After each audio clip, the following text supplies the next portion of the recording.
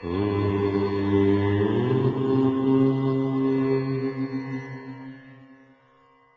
बिंदु बहुत सरल है। आदर्श राजा वो है जिसके तन, मन और आत्मा तीनों दृढ़ हो। तीनों दृढ़ क्यों? यदि राजा तन से दुर्बल हुआ तो ना संभाल पाएगा अपनी सेना को, ना सीमाओं को। और यदि उसका निर्बल और अस्थिर हुआ मन, तो पराजित होता रहेगा वो अपनी ही चिंताओं से। और उसकी आत्मा निर्बल हुई तो कैसे सबल करेगा वो अपनी निर्बल प्रजा को। देखो वत्स, नियति तो यही कहती है कि अधिक पाना है, और अधिक पाने के लिए बहुत खतरा उठाना पड़ता है। कुछ लोग खतरा नहीं उठाते, जीवन जैसे चल रहा है बस जीते चले जाते हैं। पर जो प्रगति करना चाहते हैं, ऊपर उठना चाहते हैं, जो कुछ उनके पास है उसे दांव पर लगाने से नहीं डरते। संभावना है कि हार जाएं वे, कुछ ना कर पाए वे, पर ये जो कुछ कर दिखाने का प्रयास है, यही उन्हें औरों से अलग बनाता है। भले ही वे हार जाएं, पर यह संतोष उनसे कौन छीन सकता है कि उन्होंने कुछ अच्छा कर दिखाने का प्रयास तो किया। वैसे मैं इस चुनौती का निर्णय करता हूं, इसलिए तुम्हें इसमें बेईमानी का कोई भय नहीं होना चाहिए।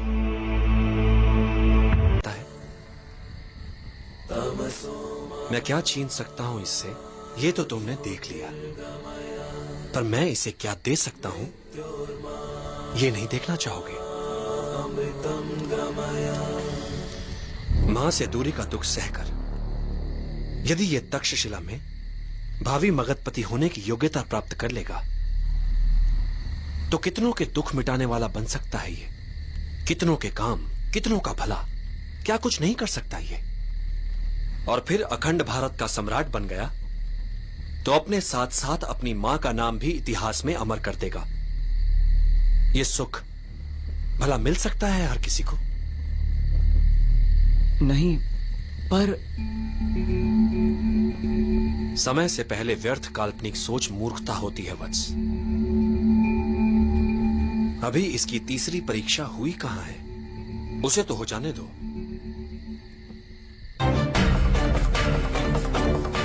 गुरुदेव, पता नहीं क्यों मेरा मन कहता है कि ये बालक अवश्य जीतेगा।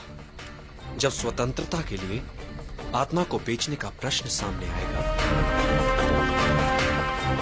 तब ये क्या करता है, देखते हैं। जोश अच्छा है वत्स, किंतु स्मरण रहे, बड़े बड़े योद्धा मात खा जाते हैं जब वो जोश में होश खो बैठते हैं। युद्ध का पहला नियम है अपना युद्ध चुनना सीखो। कब, कहां और किससे। युद्ध नीति कहती है कि वार सदैव अवसर देखकर ही करो। मुक्ति तो शीघ्र ही मिलेगी चंद्रगुप्त, किंतु ध्यान रहे, एकाग्रता बनी रहे। कठिन पथ पर चलने पर कई बार धैर्य टूट जाता है, हृदय विचलित होने लगता है, और कई बार तुम स्वयं से प्रश्न पूछ बैठोगे, पर तुम्हारा ध्यान सदैव लक्ष्य पर बना रहे, फिर वो चाहे तुमसे कितना ही दूर क्यों ना हो। मुझे ध्वनि भेदन सिखा सके। एक मार्ग है, जो कुछ भी तुम सीखो इतना मन लगाकर सीखो कि आधी धीरा तुमसे प्रभावित हो जाए, जिससे संभावना बन सकती है उनके शपथ तोड़कर तुम्हें सिखाने की।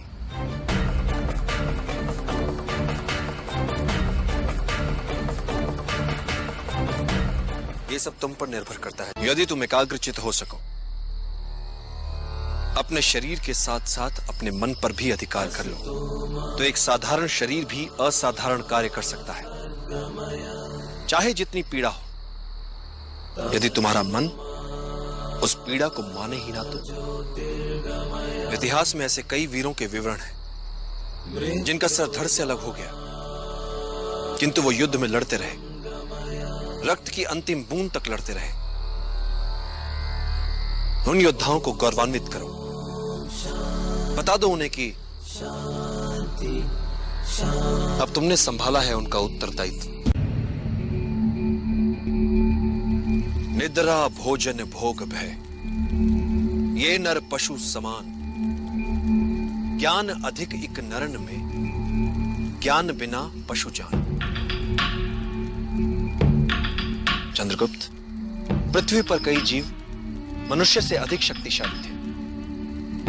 गाय, बैल, शेर, हाथी सभी मनुष्य से अधिक बलवान थे, किंतु राज किसने किया पृथ्वी पर? मनुष्य ने। कैसे? बुद्धि से। तुम्हें भी बुद्धि से लड़ने वाला योद्धा बनना है चंद्रगुप्त। यदि तुम अपने लक्ष्य को पूरी एकाग्रता से प्राप्त करना चाहोगे तो आत्मिक बल वो कर दिखाता है कि साधारण लोगों को यह असंभव लगता है। एक महान योद्धा की क्या पहचान होती है चंद्रगुप्त? जो ही वो युद्ध में जीते, विजय उत्सवों में अपना समय गंवाए बिना अगले लक्ष्य को प्राप्त करने की योजनाओं में लग जाए। वीर यात्रा पिछले 15 वर्षों से आज तक इस यात्रा को कोई पूरा नहीं कर पाया, किंतु तुम्हें यह यात्रा सफलतापूर्वक पूरी करनी है चंद्रगुप्त। इनमें और तुम्हारे कवच में क्या अंतर है?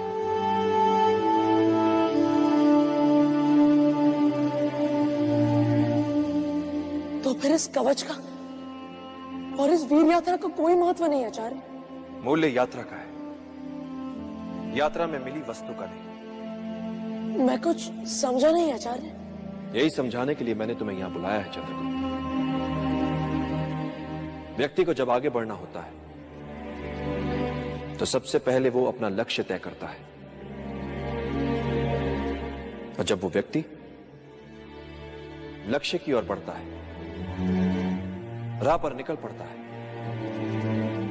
तो मार्ग उसे सिखाता है, संवारता है, बनाता है, और यही अनुभव उसकी पूंजी होते हैं।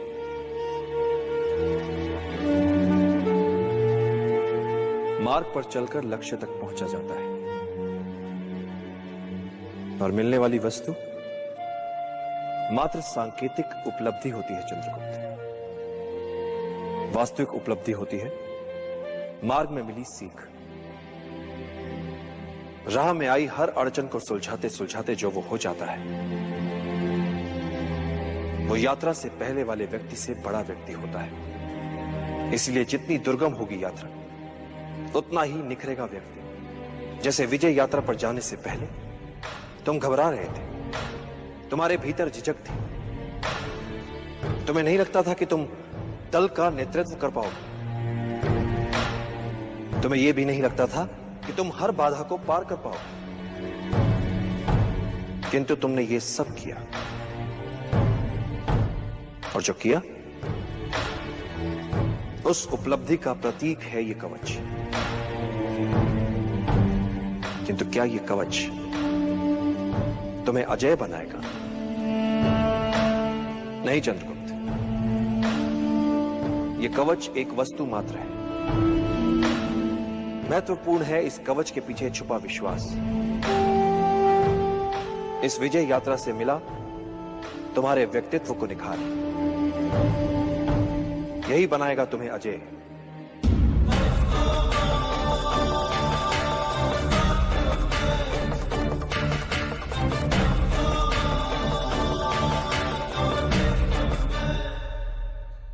आचार्य, तो क्या अब मैं अपनी मां को छुड़ाने जा सकता हूं?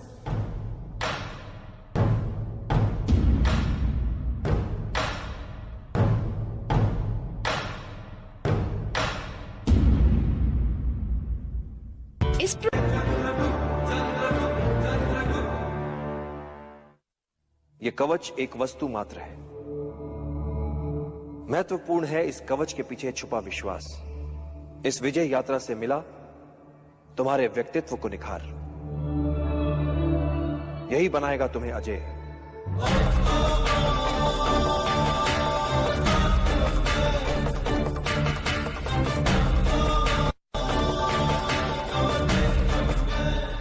फिर कवच के लिए जो कथाएं प्रचलित थी वो सारी मिथ्या?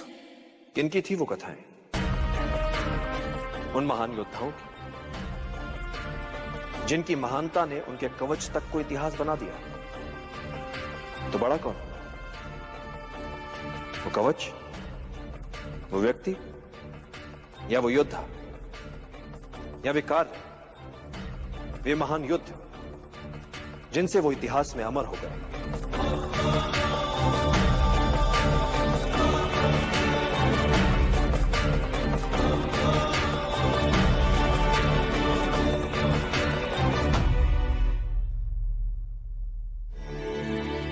वो व्यक्ति, वो योद्धा, वो लिख चुके हैं अपना इतिहास। तुम्हें अपना इतिहास अभी लिखना है। जीने की इच्छा ही हमारी शक्ति है। जब जीने की सच्ची चाह मन में हो तब मृत्यु को कठिन ही नहीं असंभव मानो। मात्र जीवन, जीवन और हर मूल्य पर जीवन। यदि मन में इसके अतिरिक्त कुछ ना हो तो दुर्बल से दुर्बल व्यक्ति भी साहसी बन सकता है। तुम ये कह सकते हो कि यह लड़ाई तुम्हारी नहीं है। तो कौन सी लड़ाई लड़ सकते? अपनी या उनकी जिन्हें तुमसे अपेक्षा है, जो निर्बल है? चंद्रगुप्त, जब व्यक्ति के समक्ष दोराहा आता है, जब एक मार्ग चुनना होता है, तब उसका चुनाव दर्शाता है कि वो क्या है, कैसा है, छोटा है, बड़ा, अपने लिए सोचने वाला है या अपने से पहले औरों के लिए सोचता है। तुम्हारे मन और तुम्हारी आत्मा के चुनाव का है। निर्णय कर कि तुम अपनी मन की सुनोगे या अपनी अंतरात्मा। वैसे भी चंद्रगुप्त, जीवन में जब भी कोई निर्णय एक बार कर लो तो पलट कर मत देखो, क्योंकि पलट पलट कर पीछे देखने वाले इतिहास नहीं बनाते। इन सभी गांव वालों के प्राण जा सकते थे। असफलता से सीखना आवश्यक होता है चंद्रगुप्त।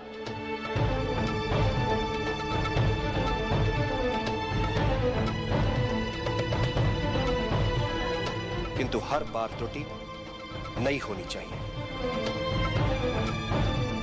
यदि तुम त्रुटि दोहरा रहे हो तो समझ लो कि कोई चूक अवश्य हो रही है। असफलताओं जीवन में बड़ा महत्व होता है।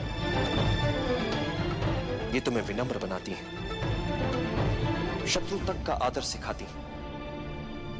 बस असफलताओं से सीखने की चाह होनी चाहिए। इस असफलता को भी सीखने का एक और अवसर मानो। इस असफलता से मुझे क्या सीखना चाहिए आचार्य? जब भी कोई योजना बनाओ और यदि वो सफल हो जाए तो क्या उससे बाहर कैसे निकलोगे? इस पक्ष को सदैव याद रखो। नेतृत्व क्या होता है? शत्रु या विपरीत परिस्थितियों के प्रति मन में उनका सम्मान होना। एक अच्छा राजा वो नहीं जो आक्रमण करना जानता है। एक अच्छा राजा वो है जिसे पीछे हटना भी आता है, पुनः संगठित होने के लिए समय जुटाना भी आता है। पीछे हटने में कोई लज्जा नहीं। अगले दिन नए उत्साह से लड़ पाओ। यही तुमने आज किया चंद्रगुप्त। गुरुकुल का हर पाठ होता है पूर्व निर्धारित। हर प्रश्न का सही उत्तर भी पढ़ाने से पूर्व जानता है गुरु कि उसे क्या पढ़ाना है, और विद्यार्थी के पास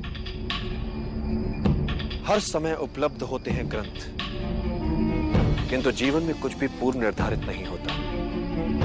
न प्रश्न, न उत्तर, न सहायता के लिए गुरु, न ग्रंथ। जीवन में हर प्रश्न के एक से अधिक संभावित उत्तर, उचित उत्तर चुनना है बिना किसी सहायता के।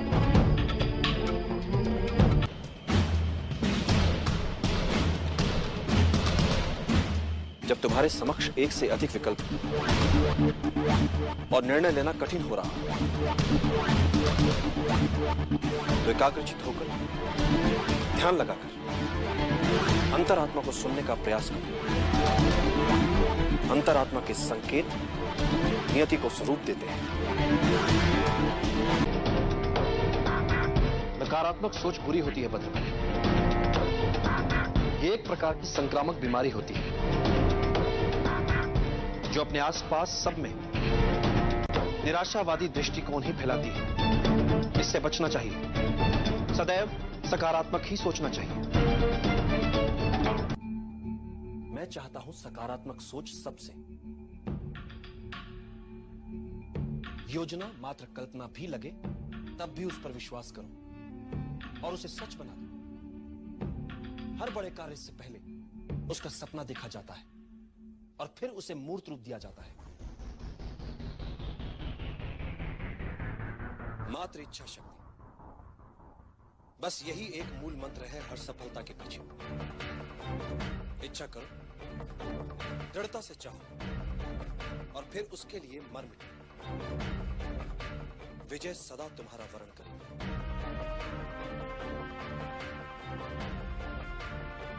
बच सकते हैं। अति बुद्धिमान क्या होता है? सामान्य बुद्धि चातुर्य से कुछ अधिक। संकट में बुद्धिमान नहीं, वो बचेगा जिसमें अनुकूलन की क्षमता अधिक हो, जिसने स्वयं को परिस्थितियों के अनुरूप ढाल लिया हो, वही संकट से बच पाएगा। और यही सार्वभौमिक नियम है।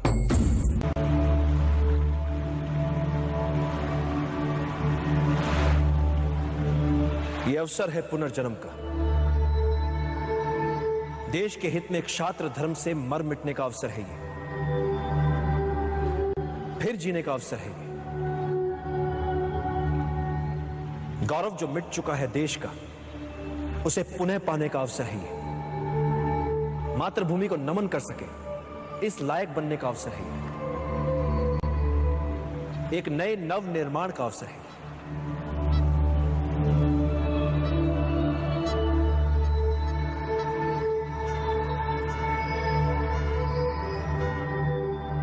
निर्णय आपको लेना है। चाहे तो आप सब अपनी पराजय के साथ जीवन भर सर झुकाकर पशुवत जी सकते हैं, या फिर अपनी मातृभूमि के लिए अपना सर्वस्व न्यौछावर करने के महाअभियान में मेरा साथ दें। मेरा सदा पराजय की अनित्यता में विश्वास रहा है। अनित्य होती है पराजय। व्यक्ति चाहे तो फिर से प्रयास कर सकता है विजय के लिए।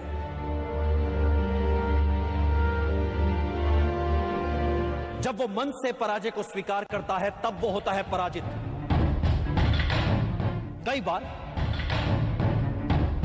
मन से पराजय को स्वीकार करने वालों को, हार से हताश होने वालों को इस बात का पता ही नहीं होता कि जब उन्होंने साहस छोड़ा तब वो विजय के कितने निकट थे। हर पराजय विजय यात्रा के मार्ग में आने वाली एक अनुभव मात्र होती है। ऐसा अनुभव जो हमें कुछ और सिखाता है, हमारी कमियां हमें बताता है, हमें विजय के और निकट ले जाता है। इसलिए यवनों से मिली पराजय को भुला दीजिए। आइए मिलकर एक बार फिर हम सब एक और प्रयास करते हैं। मिलकर किया हुआ प्रयास कभी व्यर्थ नहीं जाता। मिलकर आज हम अपने देश का एक नया इतिहास रच सकते हैं, एक नया समाज गढ़ सकते हैं, नियति के लिखे तक को बदल सकते हैं। आज हमारे समक्ष जो अवसर है, ऐसा अवसर भाग्यशालियों को ही मिलता है। अपनी मातृभूमि को विदेशी आक्रमणकारियों से मुक्त करवाने का अवसर, अपने ऋण से उऋण होने का अवसर, अपने राष्ट्र के नवनिर्माण का अवसर, अपने गौरव को पुनः प्राप्त करने का अवसर, अपनी मातृभूमि के लिए मर मिट जाने का अवसर। तो आइए अपनी मां की लाज बचाएं, मिलकर इन विदेशियों को मार भगाएं। निर्णय आपको लेना है।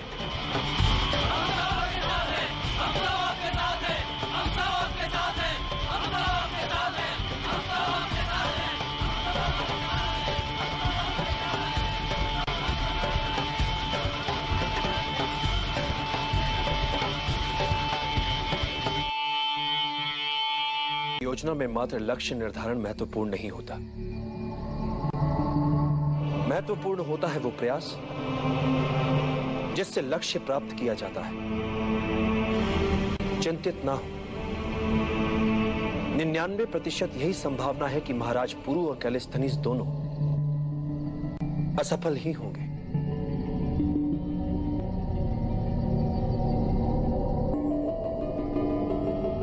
इसीलिए एक और वैकल्पिक योजना है मेरे पास।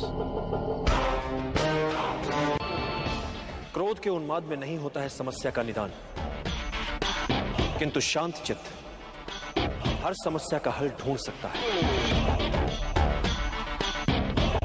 एक बात सदैव स्मरण रखना चंद्रगुप्त, कोई भी नियति जनित समस्या मानवीय क्षमताओं से बड़ी नहीं है।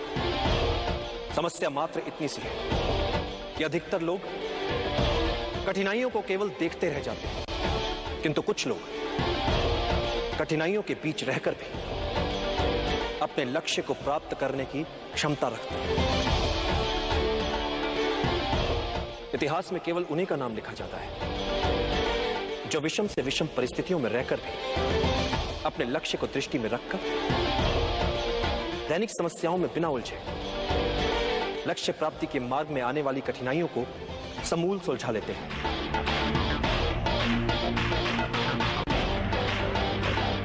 इतिहास साक्षी है चंद्रगुप्त, महान वही बन पाया है जिसने अपनी कठिनाइयों को आगे बढ़ने का अवसर बना लिया, जिसने अपनी कमियों को निर्बलता नहीं अपनी शक्ति बना लिया। असंभव दिखने वाला निर्णय होता क्या है? एक ऐसा कठिन निर्णय जो लिया जा सकता है। इसलिए चाहे जितना असंभव लगे, निर्णय लो, क्योंकि समस्या को अनिर्णय से खींचोगे तो समस्या तुम्हें खा जाएगी। निर्णय लेने में साहस करो, फिर देखो इतिहास तुम्हारा नाम कैसे अमर बना देता है। एक सरल नियम है चंद्रगुप्त, समस्या तुम्हें समाप्त करे उससे पहले समस्या को समाप्त कर दो, जड़ से मिटा दो, ताकि वो अपना सर ही ना हो, ताकि वो अपना सर ही ना हो, ताकि वो अपना सर ही ना हो। सबसे बड़ा शस्त्र मनुष्य की बुद्धि और उसका विवेक होता है। एक बुद्धिमान योद्धा अपने बुद्धि चातुर्य और विवेक से किसी भी युद्ध में विजयी हो सकता है, फिर परिस्थितियां चाहे कितनी ही विषम क्यों ना हो।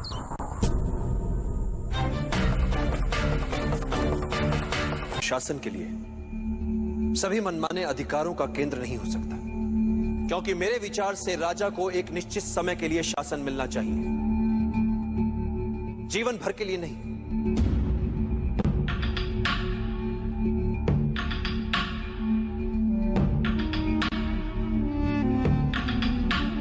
किसी एक राजा को अपने लिए, अपने परिवार, अपने वंश की महिमा के लिए या अपने साम्राज्य की मान सम्मान प्रतिष्ठा के लिए समय नहीं गंवाना चाहिए। क्योंकि यदि राजा प्रजा की भलाई के लिए कार्य नहीं कर रहा है, प्रजा के जीवन स्तर के विकास के लिए कार्य नहीं कर रहा है, तो प्रजा के लिए क्या उपयोगिता है उसकी?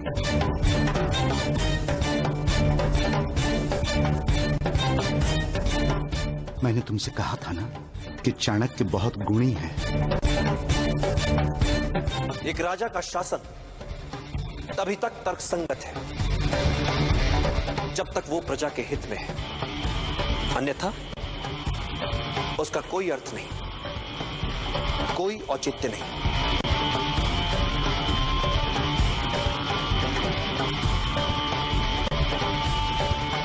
तो फिर आपके विचार से एक राजा की सही भूमिका क्या होनी चाहिए?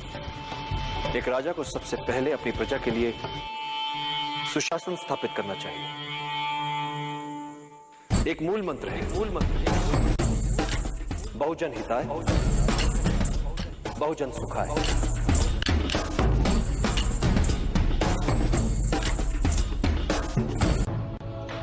किसी भी योद्धा के लिए युद्ध में सबसे महत्वपूर्ण शस्त्र होता है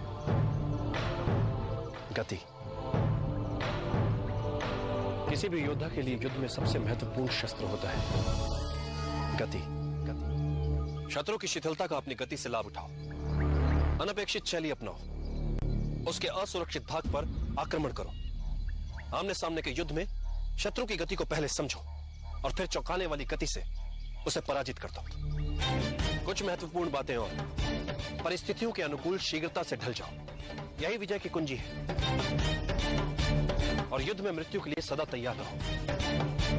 जिस घड़ी तुम्हें लगे कि अब कोई मार्ग नहीं बचा, उस समय उनका स्मरण करो जिनके लिए तुम जी रहे हो। नहीं पाता, मैं जब भी कोई योजना बनाता हूं तो उसकी सफलता को लेकर संशय मेरे मन में भी रहते हैं। मैं योजना की परिकल्पना को अनुभव और अंतर्दृष्टि के साथ सोचे समझे संभावित संकटों का ध्यान रखते हुए कार्य में लाने का प्रयास करता हूं। किंतु कार्य की सफलता योजना, भाग्य और अंतरात्मा के स्वर के मिले जुले असर से तय होती है। कार्य की सफलता में इन तीनों की बराबर की भूमिका होती है।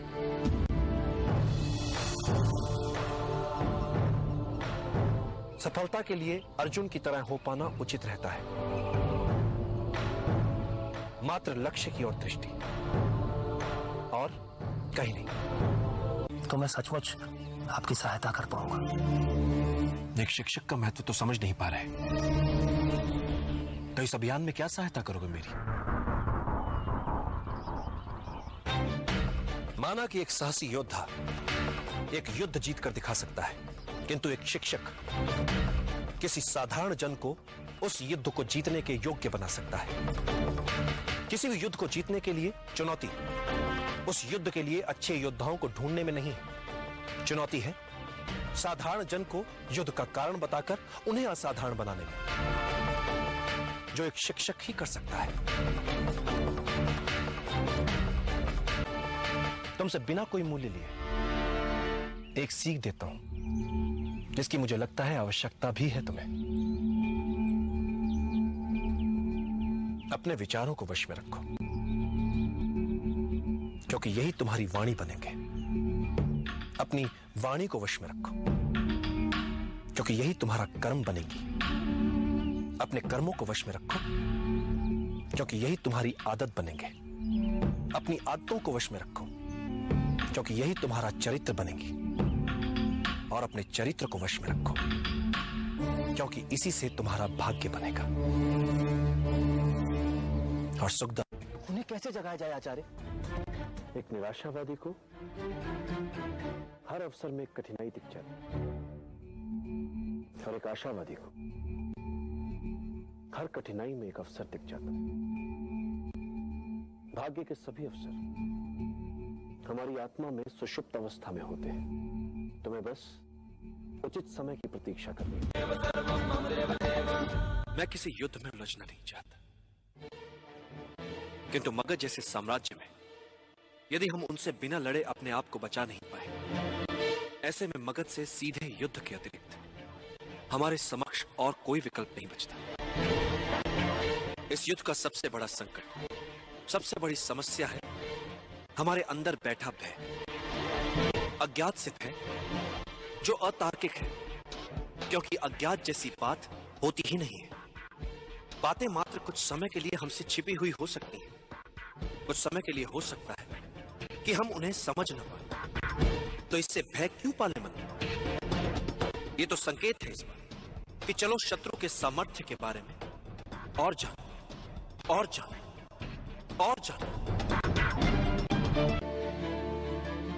अपने हर संशय, हर दुविधा को एक और रखो चलो। कभी किसी और के लिए जीने का प्रयास मत करो, किसी और की दृष्टि में अच्छा बनने की चेष्टा मत करो। हम अकेले आए हैं, अकेले ही जाएंगे।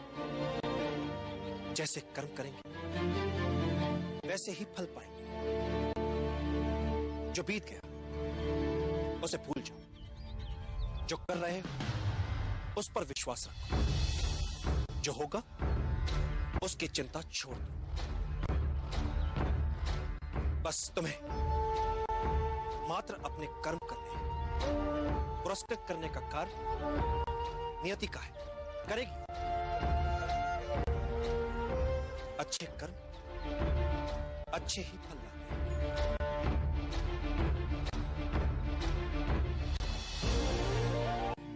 मैं गाथा सुनाता हूं।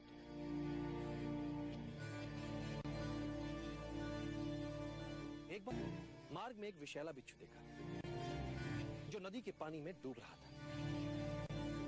ब्राह्मण उसे बचाने के लिए पानी से बाहर निकाल लेता है। बिच्छू उसे डंक मार देता है। ब्राह्मण को पीड़ा से तड़प उस बिच्छू को छोड़ना पड़ता है जो पानी में फिर से जाता है। उसे मरता देख ब्राह्मण उसे पानी से बाहर निकाल लेता है। बिच्छू फिर से उसे डंक मार देता है। ब्राह्मण के निकट खड़े शिष्य ने विस्मित होकर उससे पूछा, गुरुवर, आप इतने ज्ञानी हैं, ये जानते हुए कि बिच्छू की प्रवृत्ति डंक मारने की है, आप उससे खेल रहे हैं। ब्राह्मण कहा, मैं उसे मरने से बचा रहा हूं। शिष्य ने फिर कहा, किंतु वो एक बिच्छू है, वो आपको फिर भी डंक ही मारेगा। तब ब्राह्मण ने कहा, यदि वो एक बिच्छू होकर अपनी डंक मारने की प्रवृत्ति नहीं छोड़ सकता, तो मैं एक मानव उसे बचाने की प्रवृत्ति कैसे छोड़ सकता हूं?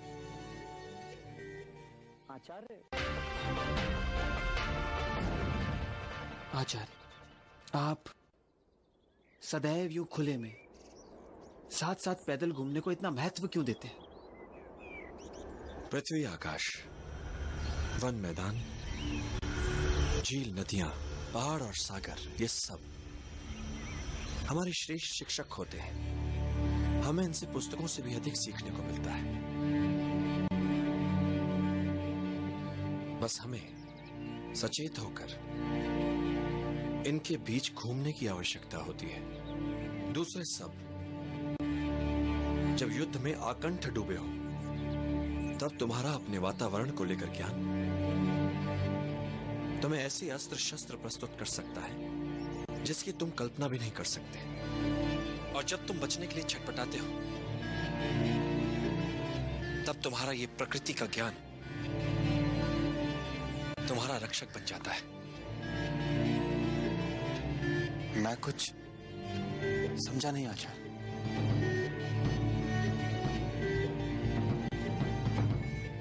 पेड़ों को जानकर हम धैर्य का अर्थ समझते हैं। घास को जानकर हम बने रहने का हट समझ पाते हैं। प्रकृति में हर वस्तु के होने का एक अनूठा कारण होता है। यदि तुम इन सब की विशेषताओं को जानते हो, तो तुम सदैव शत्रु से एक हाथ आगे रहते हो।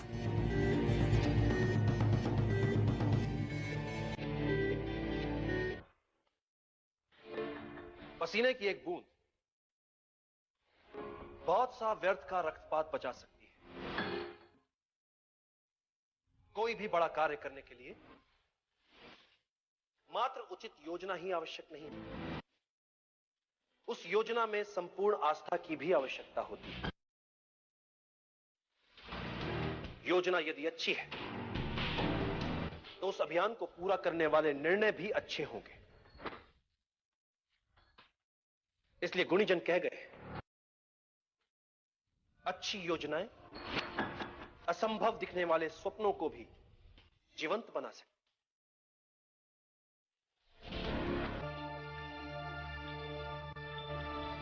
विजय के लिए जीतने की मात्र इच्छा पर्याप्त नहीं होती, विजय के लिए की गई तैयारियां अधिक महत्वपूर्ण होती है।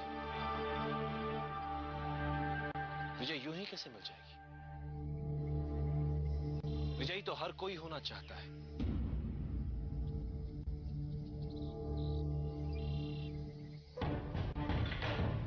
किंतु विजयी होने के लिए हर कोई समुचित तैयारियां नहीं करता।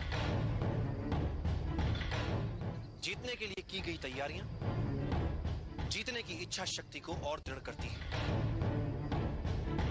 एक बार युद्ध आरंभ हो गया तो जीतने के लिए तैयारियों का समय बीत जाता है।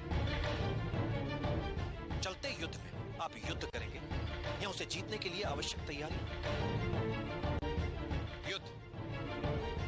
युद्ध के लिए की गई तैयारियों का अंतिम चरण मात्र होता है,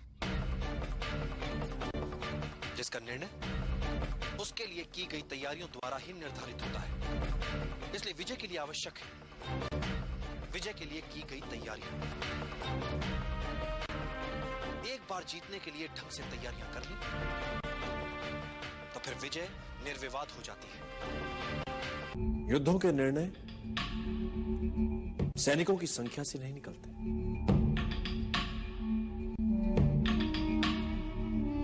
यदि तुम अपने शत्रु को जानते हो, तुम स्वयं को जानते हो,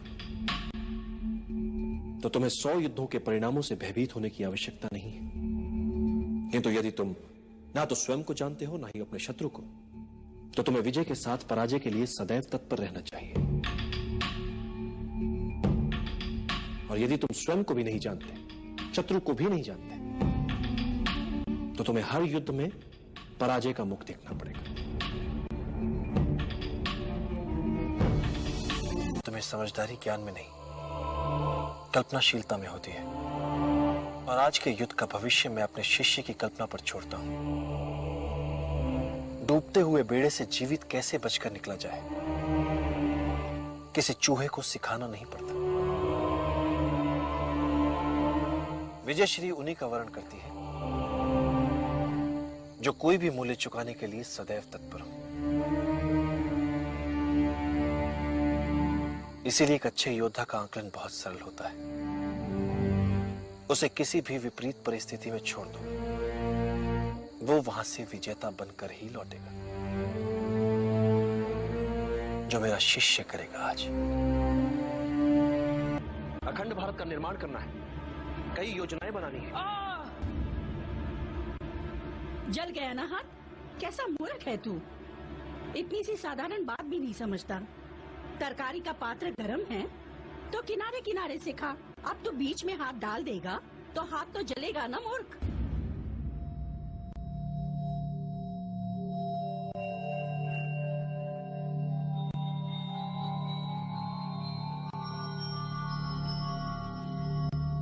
साधु, ऐसी व्यवहारिक शिक्षा पुस्तकों से नहीं, एक मां से ही मिल सकती है।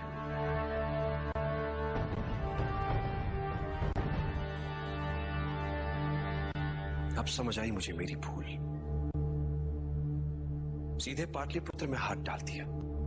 हाथ तो जलना ही था, पहले आसपास परिधि के क्षेत्रों में डालना चाहिए था हाथ। किंतु हम अपनी असफलताओं से सीखेंगे। पहले पाटलिपुत्र के बाहर छोटे छोटे राज्यों को बनाएंगे अपना लक्ष्य, फिर एक चक्रव्यूह बना घेरेंगे उसे, फिर अंत में करेंगे पाटलिपुत्र पर आक्रमण। पहले परिधि, फिर केंद्र।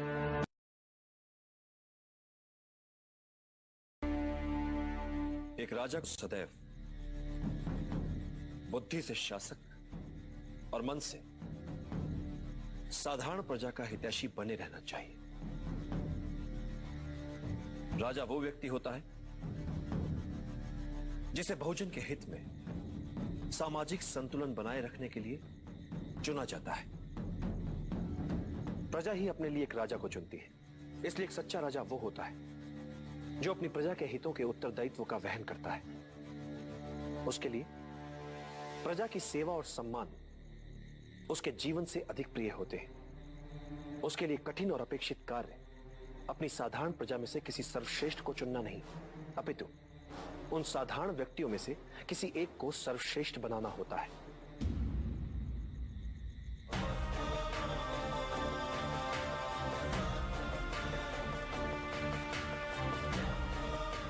एक राजा के लिए सबसे बड़ी चुनौती होती है पूरे देश को सफलता और समृद्धि के महान लक्ष्य को प्राप्त करने के लिए न केवल उन्हें प्रेरित करे, अपितु प्रजा के लिए ही उन्हें प्राप्त करके भी दिखाए। एक राजा को उसकी सेना अमर नहीं बनाती और ना ही उसका धन वैभव। उसे अमर बनाते हैं उसके बनाए हुए मित्र, उसके किए हुए भले कार्य, उसकी अर्जित की हुई सद्भावना और सत्यनिष्ठा।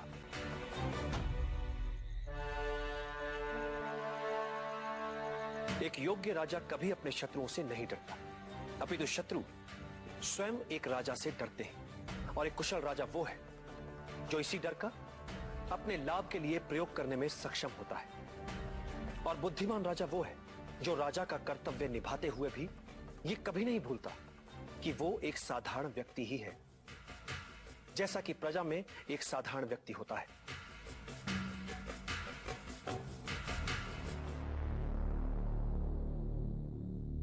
ये व्यवस्था ही है जो किसी को राजा तो किसी को प्रजा बनाती है। और ये व्यवस्था कई छोटे छोटे साधारण जनों से बनती है। इसलिए राजा जो करे जो सोचे तो साधारण जनों के हित में। प्रजा का विश्वास और समर्थन एक साधारण राजा को असाधारण, शक्तिशाली और लोकप्रिय राजा बनाता है। और जब भी राज सिंहासन पर बैठो, एक बात सदैव याद रखो, जब तक बहुजन हिताय, बहुजन सुखाय वाली नीति पर नहीं चलोगे, सिंहासन पर बने नहीं रह पाओगे। राज सिंहासन की शक्ति लोकहित में छिपी है। अन्याय और भ्रष्टाचार पर टिका राज्य नहीं चल सकता।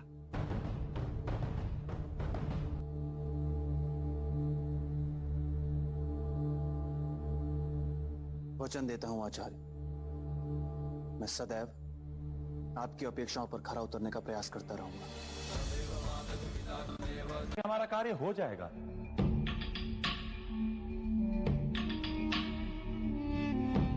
हर महान जीत के मूल में होता है लगातार सचेत रहना,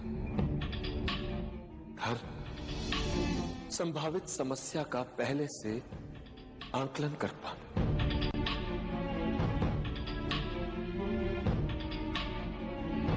उन्हें समय रहते समझकर नए नए हल ढूंढना। सब कुछ छोटी छोटी बातों को ध्यान से पूरा करने पर निर्भर करता है। आचार्य, साधारण सी भूल कर सकती है सारा अभियान चौपट। इसलिए तुम नायक अपने उत्तरदायित्व से कभी मुंह नहीं मोड़ता। जैसे सफलता का सारा श्रेय अभियान के नायक को जाता है, वैसे ही एक सच्चे नायक को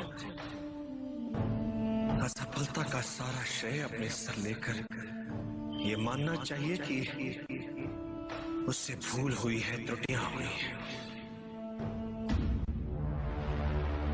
जिस नायक में अपनी पराजय स्वीकार करने का साहस नहीं है,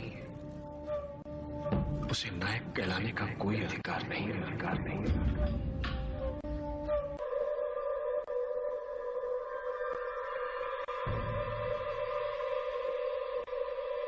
सफलता घेरे तुझे, मार्ग हो अवरुद्ध, पास ना हो धन तेरे, और काम हो अपार, भाग मत कर प्रयास।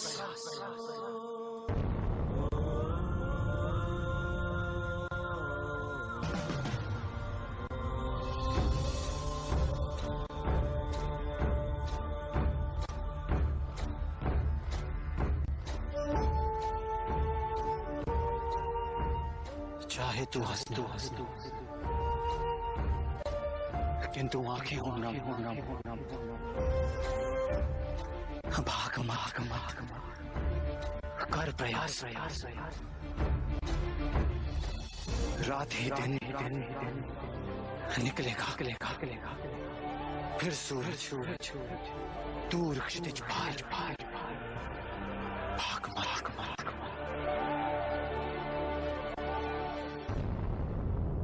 कर प्रयास।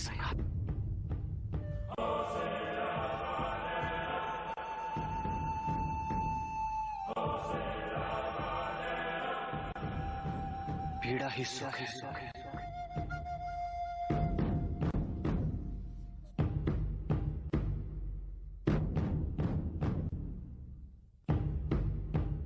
विष्णु को पीड़ा ही सुख है। पीड़ा ही सुख है। सुखी है पीड़ा, सुखी है पीड़ा।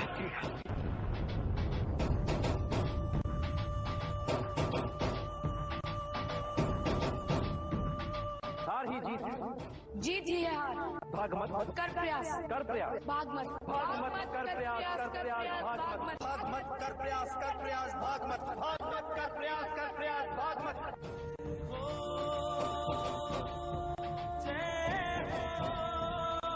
हार ही जीत है, जीत ही है हार, भाग मत कर प्रयास, कर प्रयास,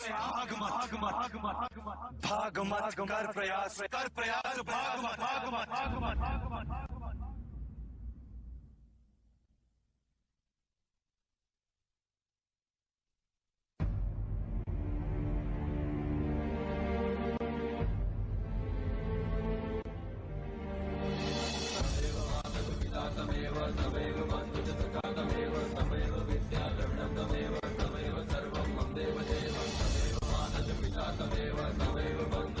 तमेव